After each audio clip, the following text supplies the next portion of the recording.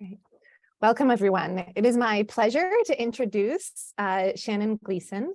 Dr. Gleeson is the Edmund Ezra Day Professor and Chair of the Department of Labor Relations, Law and History in the ILR School.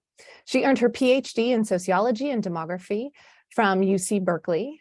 Her first book was entitled Conflicting Commitments: The Politics of Enforcing Immigrant Worker Rights in San Jose and Houston, published by Cornell University Press. She also wrote Precarious Claims: The Promise and Failure of Workplace Protections in the United States, and that was published with UC Press in 2016. She's edited several books, including Accountability Across Borders, Migrant Rights in North America, as well as Building Citizenship from Below, Precarity, Migration, and Agency, as well as The Nation and Its Peoples, Citizens, Denizens, and Migrants, plus many, many articles as well. At the university, Shannon helped to lead the Migrations Global Grand Challenge and led the $5 million Migrations Grant from the Mellon Foundation. She is also the recipient of a QuIRI Small Research Grant, not quite at the same level, but I am very proud of that. So I'm very pleased to have her here with us today. So welcome, Shannon. And I wonder if you could start out by just telling us how you came to study immigration and workers. Hi, everyone. Thanks for having me. It's kind of nice to be in this smaller setting with your colleagues to talk about your work. It's a good question.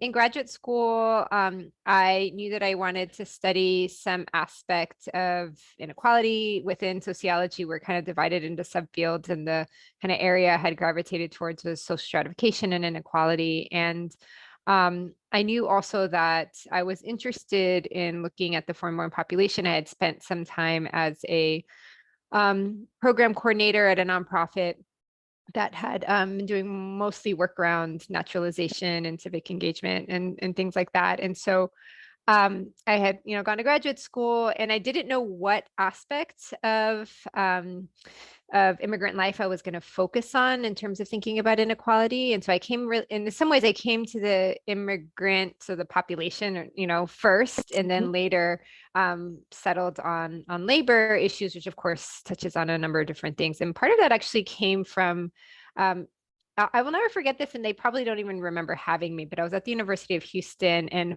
I had gone to Houston because I was doing field work there. I thought I wanted to do field work there. I'm from there. And I had gone to the University of Houston to meet with a couple professors, and they bought me lunch, and they sat down and they listened to me talk. And there was something about talking to two faculty who had nothing, kind of no power over me, and were just kind of genuinely interested in my work.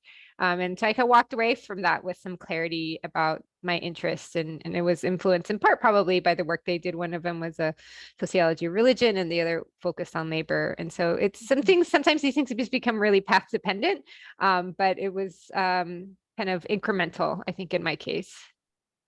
Yeah, that's awesome. So how do you find partners to work with on this and gain access to these kinds of populations? Yeah, that's a good question. And I guess I would just distinguish the two. Like, there are partners in terms of folks that you're working more laterally with and are co-creating kind of research goals and research interests. I think there's a kind of a rich tradition of participatory action research and kind of community-based research. And I always like to clarify that's not the work I do. And that's not because I denigrate that work, because more so because I recognize the very deep investment that requires. Instead, I think I have folks that I try to build a relationship with for the purposes of extractive research that I try to do as ethically as possible. And I think that honesty for myself is really important. And the way that I have done that work, and attempting to do it with as much integrity as possible, has changed over time, simply because I now have more resources than I used to. So the dissertation book, my first book that came out of work that I did in graduate school, had very few resources attached to them, other than the few resources I had to pay the labor of folks to either help me with recruiting folks. I had an undergraduate at one point that was working with me. I paid folks for transcription, things like that. But at that point, it was really networks and folks that I knew. I had worked in the nonprofit sector before going to graduate school. And, we didn't have 20 years ago the same kind of fast access, I think, in social media. And so at that point, it was really just kind of, I had host networks. Now, I think it's a much more transactional relationship. And so just to kind of identifying, what community organizations can provide both as key informants. So I do also kind of do 3 levels of interviews. I will do interviews with workers themselves. I will do interviews with organizational intermediaries and advocates to try to get kind of that key informant view. And then I also have over time done work with government officials at different levels because I'm interested in policy implementation. But in terms of, gaining access to the workers, and sometimes that has required, for example, more recently, a project that I've been working on with my colleague Kate Griffith in New York City. We're interviewing Haitian and Central American migrants. That required kind of cash money exchange with organizations that were doing work in the legal advocacy sphere to help defray the costs of the staff time to do mailings and to let people know about the study. I didn't have those resources as a graduate student or even as an assistant professor. And in that case, it required other forms of, I think, what I hope at the time would be reciprocity. And so kind of spending time in those spaces. And so, yeah, I think the one question is, how do you find people? And that has always been kind of networks. And then how do you account for their time? I think people have different expectations of you at different levels of your career. And that has also influenced the kind of grant making and budgets that one puts together. So I don't know if that answers your question, but kind of networks and resources is what you try to do. Yeah. I think, when you don't have much money as a grad student to do your research, you are sometimes creative in how you find people and recognize their time. Yeah. And making yourself kind of seen and building legitimacy over time. In my case, I was interested in this area of immigrant worker, right? So kind of showing up, being a presence at different actions, city council meetings. And, I didn't live in the communities where I was doing work, but I was there. And so if there was a fundraiser, kind of donating, just so that you were seen as someone that it was worth them spending time on, because even then, especially when I started doing this work, there had been a number of kind of big events around immigration, and everybody was studying the usual suspects. And there is everywhere kind of research fatigue on the part of large gatekeepers who were rightly so skeptical of where this is all headed. So how does it impact your work being physically located in Ithaca? How does that impact it? That's a good question. And I've had this conversation over the years with different folks, and it's a little bit chicken and egg, because on the one hand, I was fortunate to be at least proximate to the places where I was doing work. I have a lot of respect for folks who do international work, which really have to kind of pre-plan in a way that you don't when you're working domestically.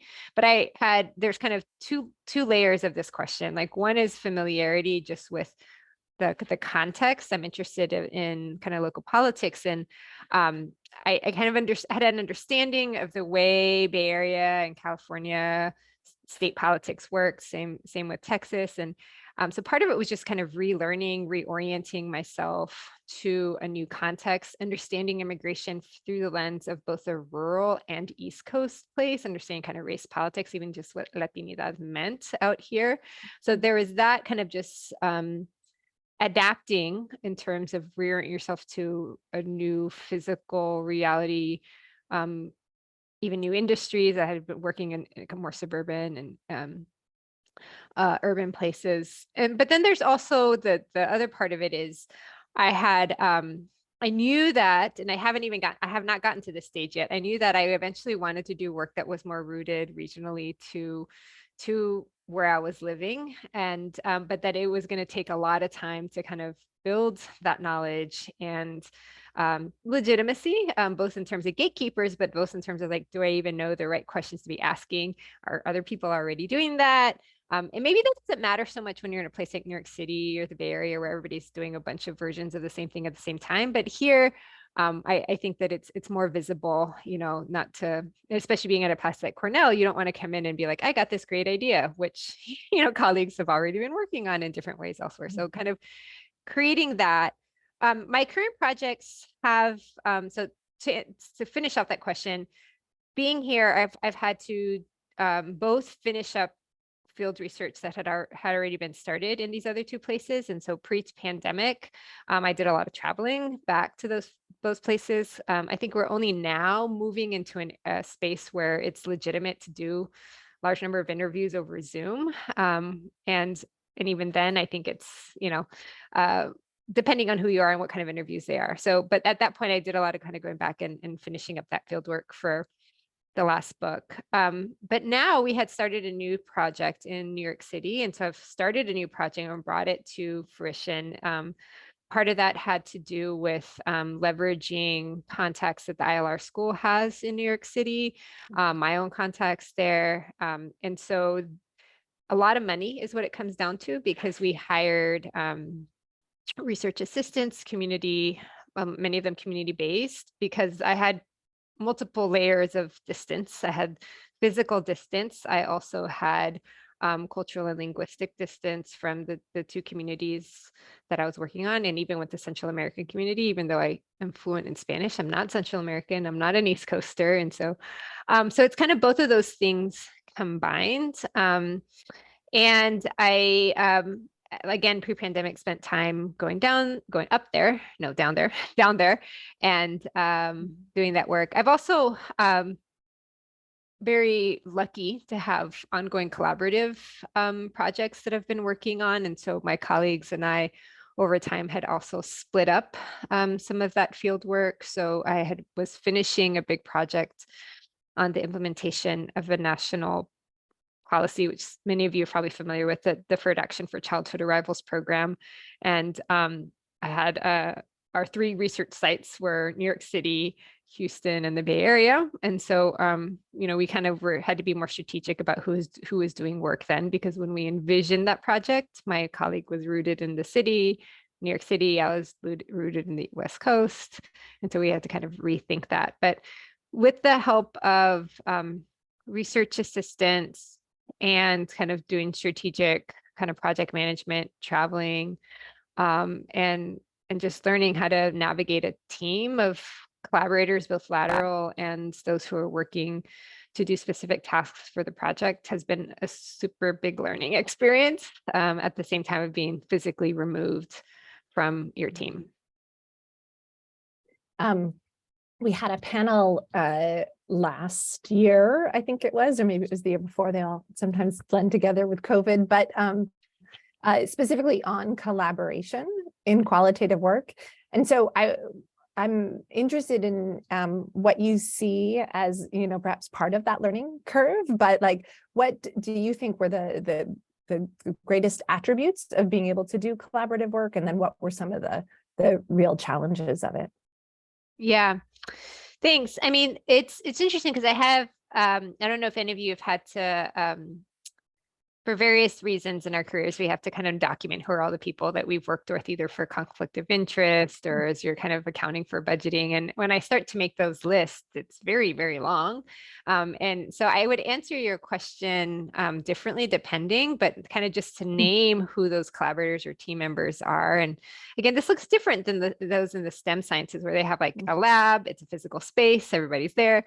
Here, I kind of had 3 or 4 concentric circles of different teams going on at once, and anywhere from undergraduates who are doing like transcription, contractors who are doing stuff, transcription sometimes as well, editing, and maybe cover design, website design, researchers who we had hired that were university-based, some that were not university-based. One of my collaborators is at CUNY, so I had colleagues at CUNY that I was working with, and we had graduate students in common. And then I had co-authors who were, lateral to me in terms of our collaboration, but not in terms of the power hierarchy of the university. So those considerations were important, and they've kind of moved through their career over the years, and that shifts how you think about co-authorship and all the rest. And so I think one of the lessons that I've kind of taken from that experience, and also learning from folks in the STEM fields, is that having a project manager, or kind of like a lead RA, that person does a lot of really important labor, both logistically and kind of liaising with you. And there are some instances in which I've had that, and sometimes I don't. Each of my collaborators and these projects that I've worked with, one on the DACA project, one on this New York City project, another for my book that's coming out in January, which is based kind of transnational in the US and Mexico. And all of those co-PIs work differently, have different kind of lab, I guess, practices, and our teams were constituted differently. So I guess a couple of the lessons were you develop best practices for yourself, but those norms don't always transfer to those different collaborations. And so I have one where we did all our interviews. We didn't outsource any of it. It was really important because of the way she does ethnographic work that there be that. And others where it was almost completely all outsourced out. So I think that's one thing. The other is documenting and writing and finding a good system, like the file managementness of it all is super important in having. And I would say the third piece of it is having regular project meetings, just like on the calendar, because it just forces you to shift your brain space to that project at a certain time each week. And that, I think that has been facilitated in a really helpful way and by Zoom, and in a way that we maybe would not have done it as often before, because we kind of didn't think of this as a primary tool, or maybe we did, but not to the extent we do now. So and yeah, to answer Sharon's question, I don't have a project manager that has ever been formally funded. I've had Tristan and I were in the ILR school, and we have colleagues in New York City who are essentially part of like the legacy of the Extension College. And one of our colleagues there, we were able to fund some salary relief for her to play a bigger role in the project. And so she was able to do some more of the supervisory parts of essentially running interference with the between Cornell bureaucracy. And by that, I mean like the hiring, like what it takes to hire a temp, what it takes to process their cash advances if you're handing out participant honoraria, to kind of log and upload the interviews, all of that stuff. And so that's the closest I've gotten to hiring a project manager. But once that once that kind of phased out, we felt it very acutely. and so I do think, I was talking to a colleague the other day, and he was referring to his kind of the lab tech that these labs have, and some kind of the consistency of that presence, I think is really important. I've only come that close to it. And sometimes you can find a graduate student that can do that. And sometimes you can, if you don't have that, then you have to co-create like an artificial scaffolding to attend to all those little details at some point in your week. So I know you've mentioned this, previously, but I wonder if you could just reflect a little bit more with us on the questions of the power imbalance between researchers and, in particular, the immigrants that you're interviewing or working with. Yeah, that's I think that comes out in two ways. I think one, it comes out in just the process of the interview itself. And so how do you kind of establish rapport, access, familiarity, all the things that like a good interview creates. But it also comes out in terms of the organizational interviews that I'm doing, where the academic kind of space, so universities or professors as just one of many stakeholders in these issues, have to navigate kind of the legacies of all the good, the bad, and the ugly that academic research has created over time working in these communities. So I'll take the first. I mean, obviously I was having a conversation with a number of students actually the other day who were asking me about my original work that I did with restaurant workers for my dissertation. And one of the things I said to them is, at that time, I had an asset that I didn't realize, but will never have again, which was that doing work as a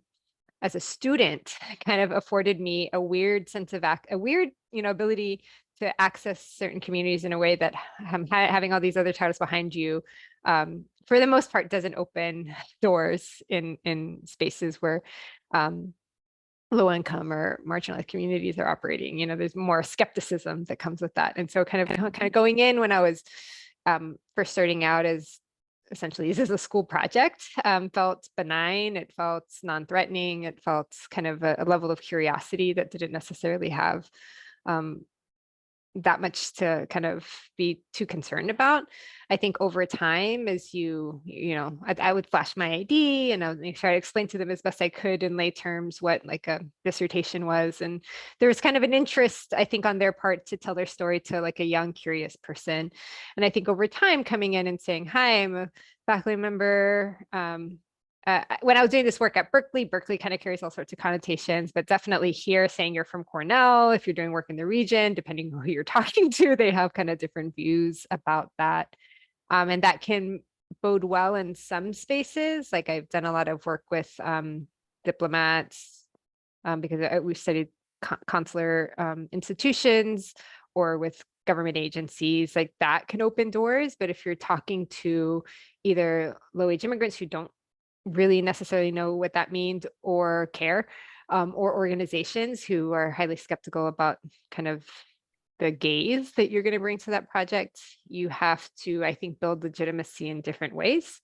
And also communicating discipline looks a little different, so I'd say things like I'm a sociologist, or I study workers, and trying to make clear as honestly as possible what I am doing, while also not confusing folks who are used to interfacing with lawyers or people who can help them, or kind of social workers. And so being clear that, and obviously I know something about all those things, and kind of, especially when I didn't have honorarium to give folks, kind of what could I, after you've just had someone pour their heart out for an hour about workplace abuse and walk away and be like, peace out, what can you leave them with in terms of legitimate referrals?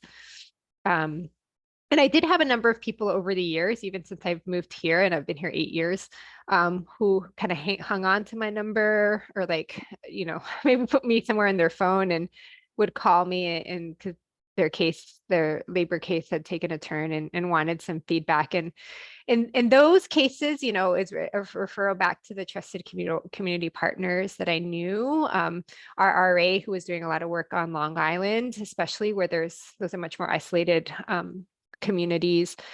She and another one who is actually doing work in Brooklyn as well, really co-created a list of community resources that they could at least have at their disposal to provide people. But, doing that in a way that doesn't elevate expectations about your personal ability even to help them navigate these complicated spaces. So I think it's both access, but then again, going back to this,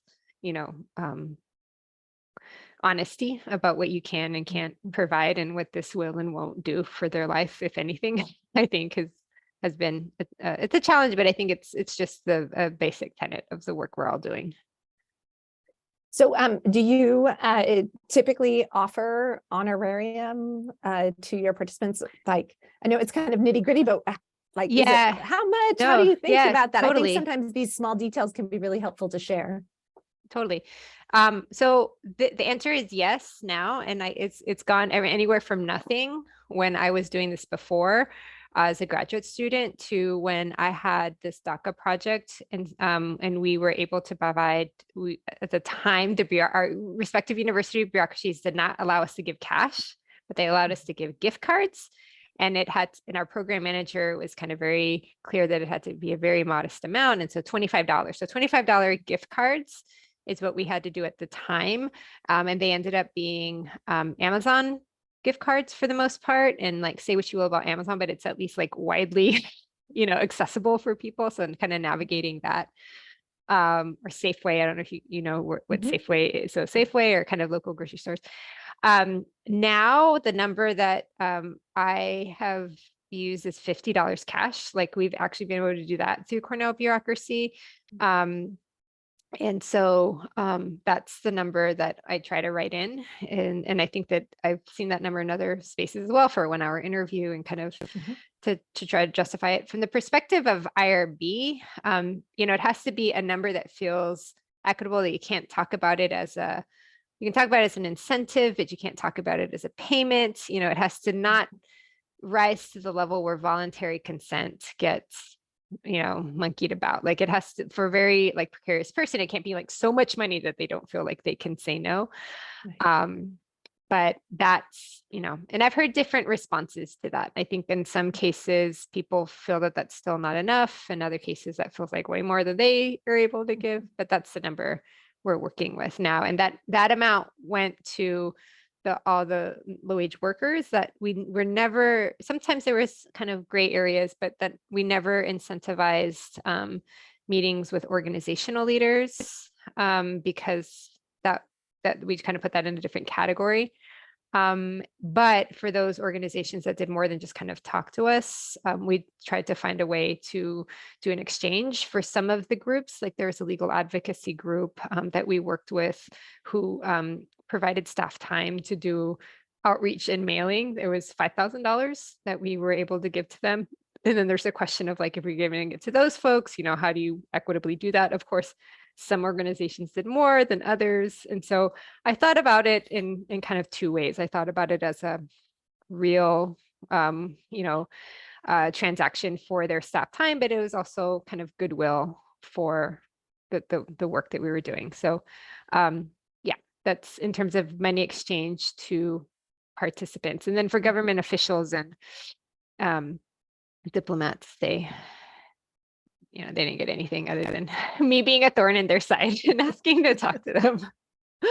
Yeah, so I guess I'll just put in a small plug for the QuIRI small research grants. That this is a wonderful way to get funding to be able to compensate participants in qualitative work. So what would you say is the best part of doing field work of this kind? Yeah, and it's the part that I miss the most. I think it's the doing of the interviews, and that's actually the piece that takes the least amount of time. Like once you're actually got to the place to do a 1-hour interview, like it's been like hours of trying to recruit, of trying to reschedule, of being stood up, and all of that. And I think I calculated, at least for my last big project, it's like 1 in 5. Like for every 5 people, and that's actually pretty good. Like for every 5 people, 1 was willing to talk to that strange lady who approached them out of nowhere. But the part of the interviewing itself, I really enjoyed. It's the part where we all get to kind of apply the nerdy theoretical insights to real world. The pain of the writing and the analysis come later, and then the joy of that emerges at some point. But I think the interviews itself is as I think really helpful. There's another kind of blissful time once you've done it all and you've managed to somehow create a workable database in Atlas TI or whatever you're using, and you're able to kind of like do an export of some code that took months and months to create, and you're like, oh, data, there's that other piece of it that I enjoy as well. But I think certainly the doing of the interviews is a part that I miss, because I've done some interviews, have an ongoing project looking at the labor movement's role in immigrant rights, and that's more talking with organization leaders and all the rest. But it's a different kind of, I think, engagement. And so I'm hoping to, in my next iteration, kind of get back to doing that primary field work. That's great. And what would you say is the hardest aspect of doing this kind of work? Yeah, I mean, I think the two hardest part are both the data management piece, because it can get unwieldy very quickly. And I think I've gotten better at creating systems. So I'd say the data management stuff, and then the project, like the personnel management aspects of it, because you are navigating both kind of the project logistics, but also the kind of boss lady, you know, you have to be like the one in charge. You have to be the one to come down hard if undergrads aren't doing their work, or, how to not be exploitative to your workers. I always have this mantra that, I'm someone who studies labor precarity and while trying to not like generate more of it. And people are at different stages of learning how to do this work, are especially during the pandemic, you had to have grace with folks about kind of just completely dropping the ball. And I know we've all had some version of that. And so the project management piece of it, people who you're paying money to, and who may be kind of balancing both this as a job where they could, are really using this money, but also as an educational experience. And so kind of having to remind myself how useless of an RA I was for a long time before I got better at it. None of my RAs are useless, but I certainly think when I think back on it, had some periods of less utility. And so that piece of it, I am conflict averse, and sometimes will let issues balloon past where they needed to if I had just like addressed it initially. And so that interpersonal part of it still gives me a lot of anxiety. The bureaucracy part of it, like I think I'm getting a little, it gets better because you learn how to avoid some of the problems, but the data management and the kind of personnel management piece of it, because you also, especially as you start to work with folks who have some skin in the game around authorship, and you want this to be collaborative, but you also want it to be equitable, and kind of navigating all those things so that you don't fall into making the same mistakes that you've seen other senior scholars make, that really doesn't leave them with a very good legacy as a senior PI. And so, but you also want to get your due out of it. And so all those things. Yeah. So what advice would you give for someone who wants to work with marginalized populations? Yeah, and I mean, and you can define that different ways, so like a lot of my work was with low wage workers, many of them who had precarious immigration status.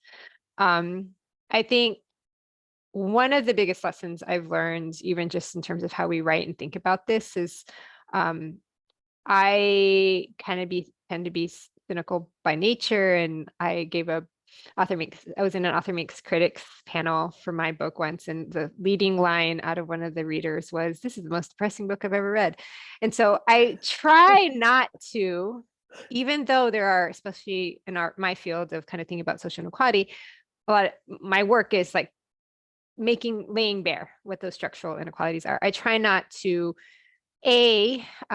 fall into kind of an infantilization of these populations, or just a doom and gloom,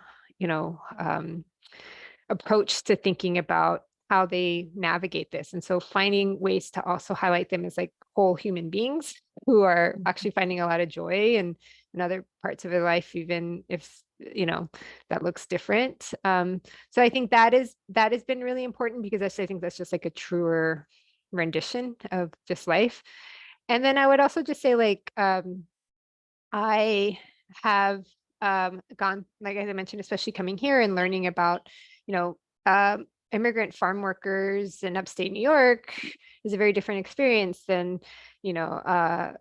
delivery drivers out in New York City, which is very different than restaurant workers, in New York. So being always kind of a little humble about being ready to learn something new about how things work. I remember, a lot of the initial interviews I did in the Bay Area and in Houston happened in people's homes, partly because there was space to do that. And I remember I suggested that in New York City, and people were like, no, you're not. I think it was both an East Coast thing and I live with 10 people. in a small flat, and so kind of just being able to be green and new and like not knowing what you're doing, at least in those initial phases, is important. But yeah. That's great. I think that is probably good advice, whether or not you're working with marginalized populations or not, to kind of be able to continually recognize how much we all have to learn about whatever new project we're taking on. So I see that Sharon has another question about the trade-offs. And I wonder if you could reflect on that. Yeah. And I don't mean to say that I have like a lot of big projects. I think maybe I've had the last 2 projects have been much bigger. And in fact, it's not even a whole bunch of people all at once. It's just over time, like I've accumulated a lot of just collaborators. I think the trade-offs are, how far you want to stretch yourself and how much you're juggling at once. I tend to have my hand in a number of different pots at once. And so the kind of running joke is that I have multiple work wives that I spend time with. And so I think that depending on where you are in your career, I think the approach of working with 1 or 2 close colleagues, and you doing a lot of the work directly is a real privilege if you have a time to do it, or you're at a stage of the project. And so I do miss that piece of it, and kind of something I'm more comfortable with. But I do think that some of the bigger, why would I, if I like that better, end up in a position where I'm now supervising a lot of people and outsourcing some of, this work or doing collaborative work? And I think it's twofold. And I would not be able to do the work without them for both of these reasons. One is the breadth of comparison. So a lot of what I do is comparative work, looking at comparative politics. For the book that's coming out in January, I'll put the link in there so you can get a sense of what I'm talking about.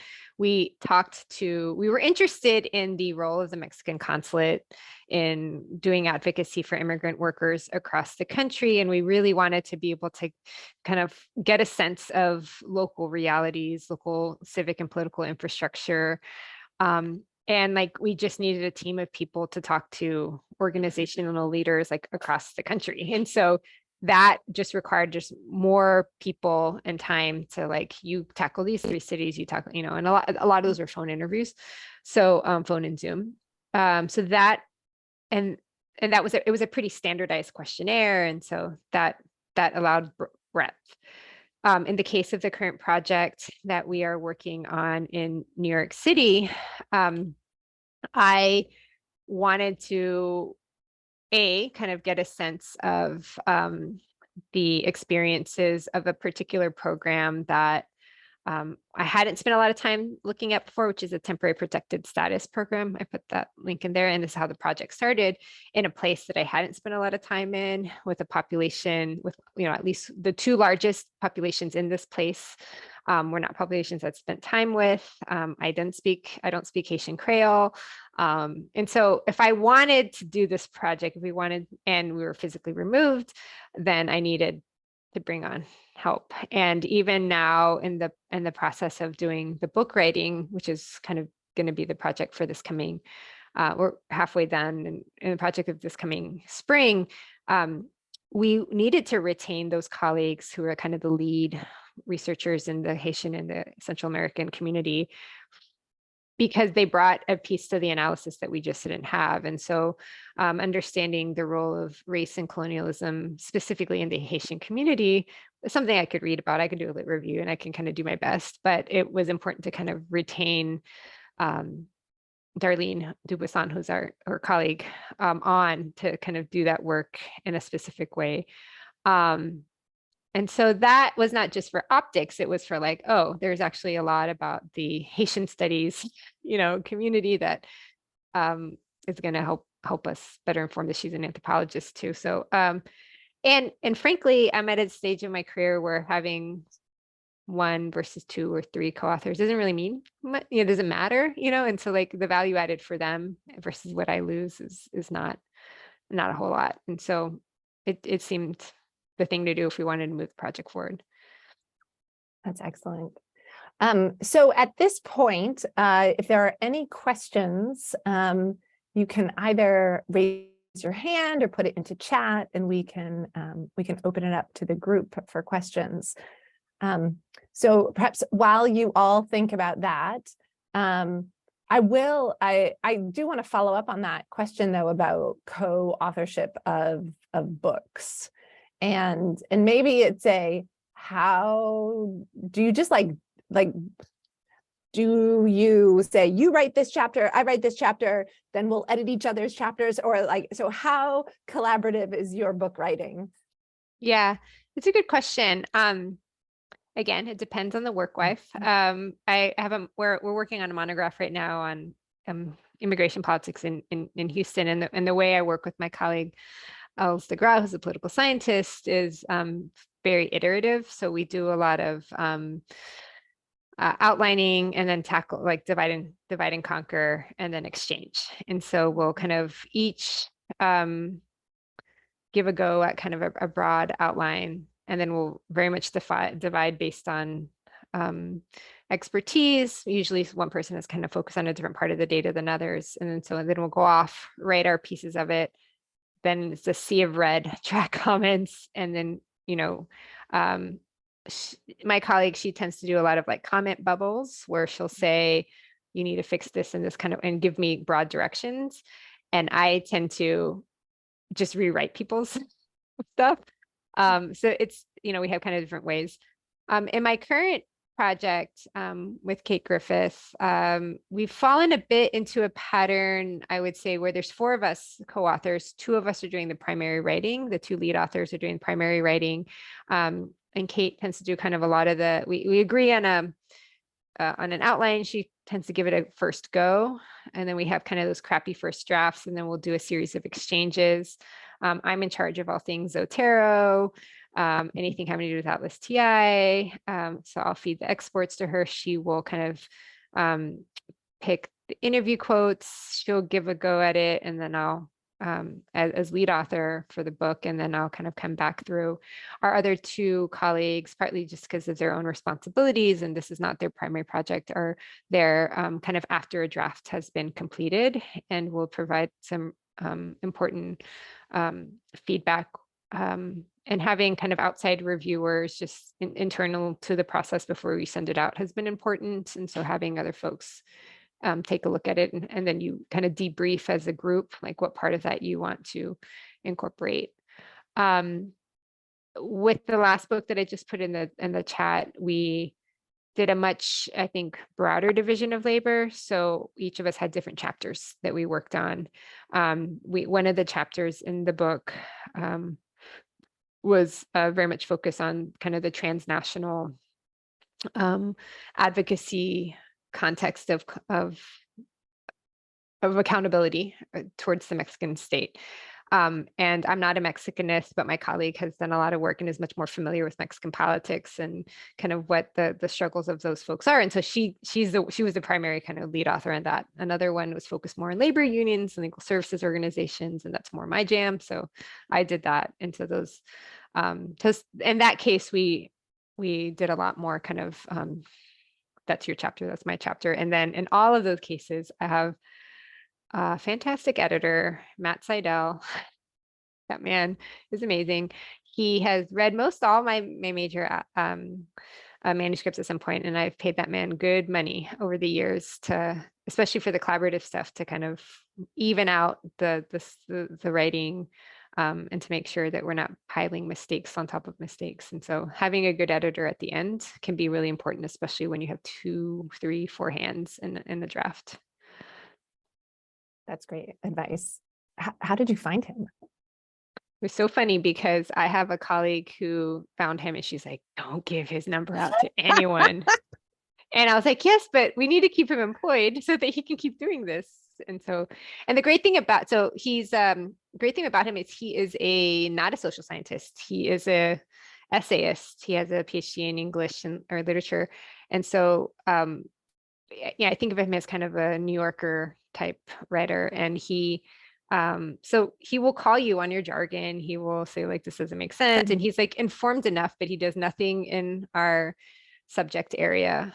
And that's the audience that you're hoping to write for. So yeah, I'll send you all his information if you want. That's excellent. Yeah. Any other questions from the group? Go ahead, Sharon. Okay. Does the for my book, we had to have somebody who compiled the, what is it? The references or the index.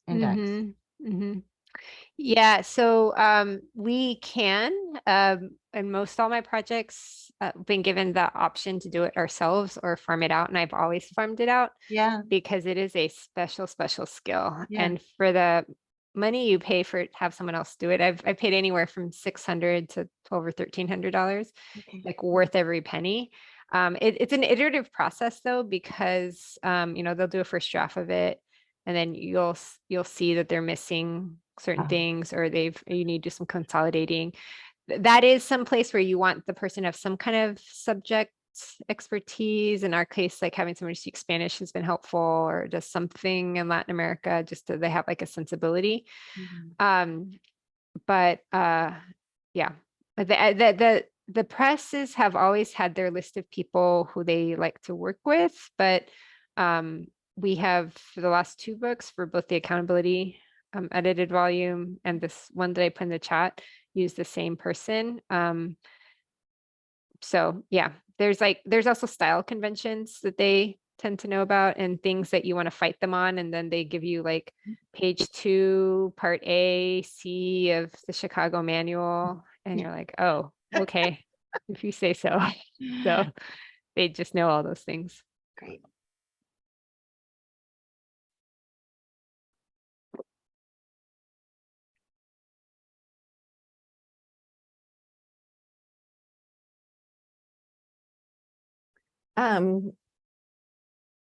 Yeah, it's are there any other questions?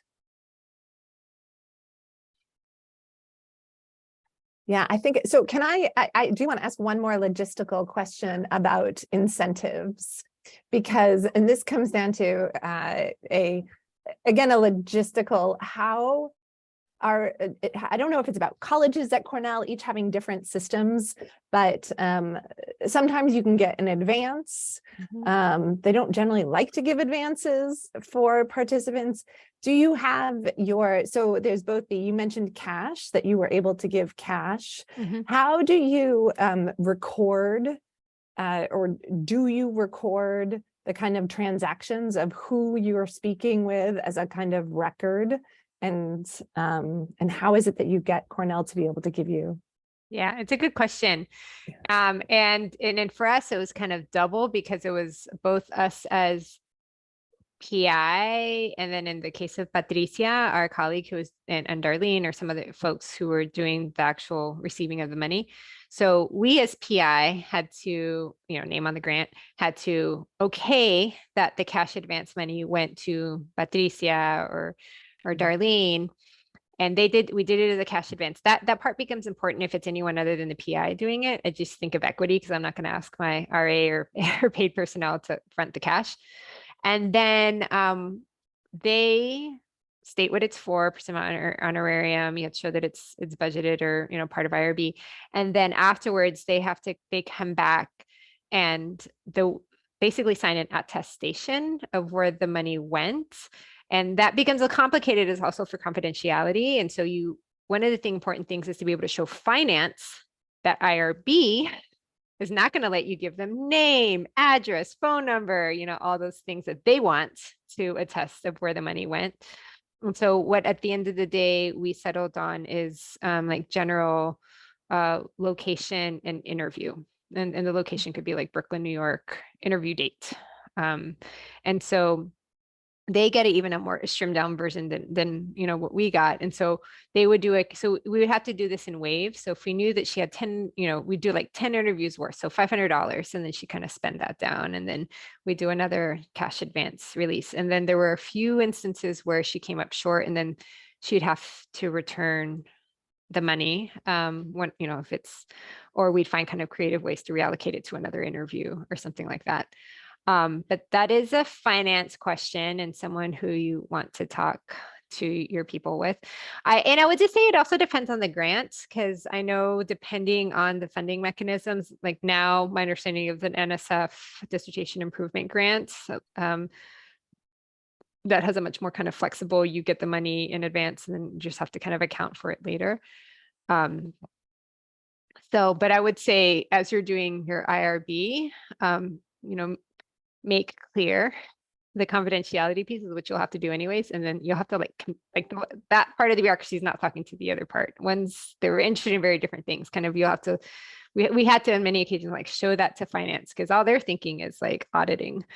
So, and I've heard some real horror stories and other big NIH grant stories where finance, they're not doing things in timely ways, and someone's getting squeezed along the way there, and who you don't want to get squeezed is the participant who's counting on whatever the incentive is. And I myself, and I've heard of other PIs being in the position of having to, like, in order to minimize that harm or that gap, kind of you have to come up with money.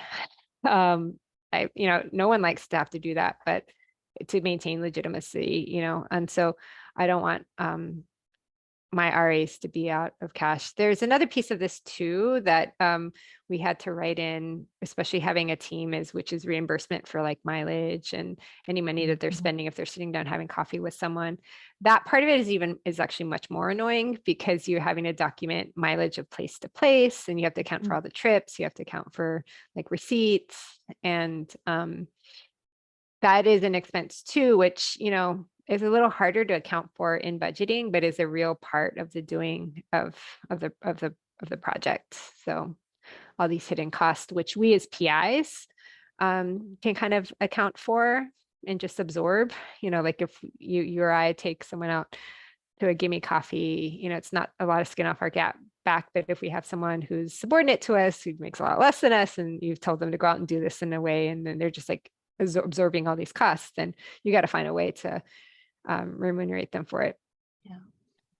Yeah, absolutely. I think that is so helpful. And again, I'll just say one of the great things, and I know this is a plug for QuIRI, but that we just give money to the graduate students.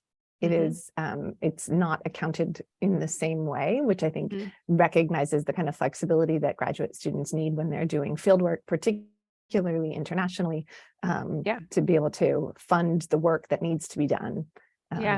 Yeah. And I'll actually say that it's been way easier to hire international contractors. We had 2 RAs working in Mexico City than it was to hire folks in Long Island. Because there's an I-9 process, and like we hire them as temps there, which is you don't have to really make an argument for why they're contractors. That also, I think, varies a lot division to division, but I ironically have an easier time hiring international or putting money towards international research, because there's kind of a general assumption that the oversight is different, Excellent. Any other final questions? All right. Well, in that case, to answer others if people have want to follow up, I'll do my best. Yeah, and we'll send around some of the links in the email that we send on Monday with the recording of this. And so I really want to thank you, Sharon, for sharing so many important insights into your research and your practice as a researcher. It's really, I learned a lot, and I'm so excited for your book. Yeah, congratulations again. We're very excited to see that come out in January.